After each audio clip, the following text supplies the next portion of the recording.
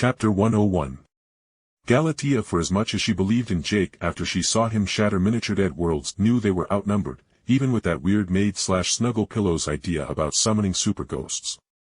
So, what better idea was there than to go back to Earth with Astrid's help and then to contact the Justice League itself, as Zeus's plans to create a mega realm will inevitably include taking over and absorbing the Earth to project his realm into real space permanently, like Akapokolis, and the new god's realms were overlaid with reality. If only Batman wasn't being a shithead because Jake killed his secret boyfriend. Galatea thought, with her eyebrows twitching as her legs hopped up and down as the nerves of this league meeting were down to the wire. Superman. No, my father, Zeus is going to force the child inside me to become the new sun god and kill me and Jake after he gets whatever sick joys out of us that he desires. Galatea spoke to Superman, who frowned at her words, but honestly, for all of Superman's strength, she doubted he would be all that useful in war with how much he held himself back unless his precious Lois Lane was threatened. My mentor Wonder Woman. My fellow sister of Themyscira, Zeus is once again being a scumbag of the worst kind and is intent on forcing himself upon me and even planning on absorbing Themyscira into his new mega realm, and even Lady Artemis's blessing has strengthened upon me to show her support to me in particular as she stays out of this war. Galatea spoke as emotionally as she could. She tried everything in her power to get the League off their ass after Jake killed and broke the villains of the world, which made many of the heroes stagnate. Our jurisdiction is over Earth. A warlord invading a realm is not under our purview.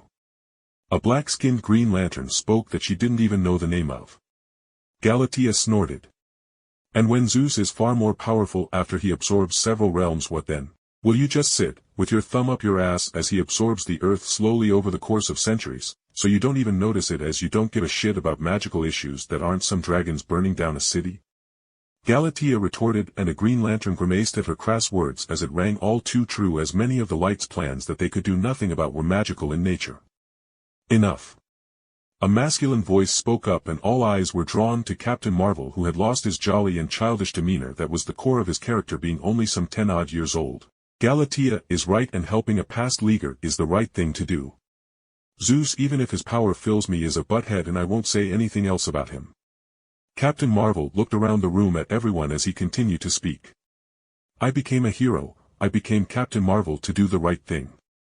And letting someone who helped save the world several times, even when he shouldn't have bloodied his hands, be killed simply because he killed some evil people here on Earth disgusts me. Captain Marvel then stood up from his seat with his large muscular body rippling under his hero suit.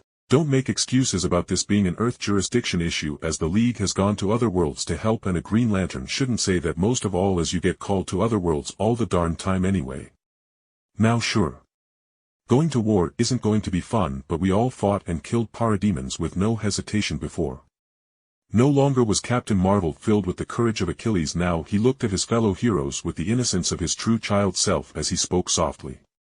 So, I am going to help Galatea and Jake. As she and Lord, the greatest hero of Earth, needs our help, and this time, even if I have to represent the whole League, I won't let Jake shoulder the weight of the whole world again, knowing we would do nothing to help him. He said as he turned to Galatea. Well, is there anyone else you want to try to pick up? Galatea looked at the League members, and many refused to meet her eyes, like the Hawk duo, and others who refused to meet her eyes out of shame or just didn't believe this was their fight. She couldn't help but exhale in relief as 3 more people stood up. Captain Marvel, Dr. Fate, and the Flash all stood up, with the Flash smiling as he looked to Galatea.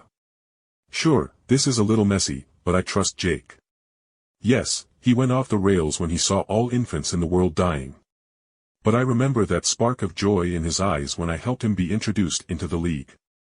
The Flash spoke before he shook his head. Zeus is a terrible person, he has done nothing for humanity and only preyed on it. And I refuse to sit here and do nothing. Flash yelled, looking at the founding trio of Batman, Wonder Woman, and Superman. Batman grunted as he stood up. I won't be part of this. Jake betrayed our ideals, and we have no proof of Galatea's words, so if you wish to entertain this nonsense, I will be protecting Gotham like we all swore to protect our cities, rather than get involved with interdimensional affairs.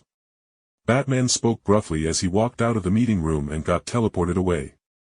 Keeping Zeus from overreaching and taking over the world is the best course of action, and thus has the approval of the Lords of Order, and I will help. Dr. Fate said in his monotone voice, and with the inclusion of these reinforcements Galatea felt a lot more optimistic and was just hoping Jake was still holding on.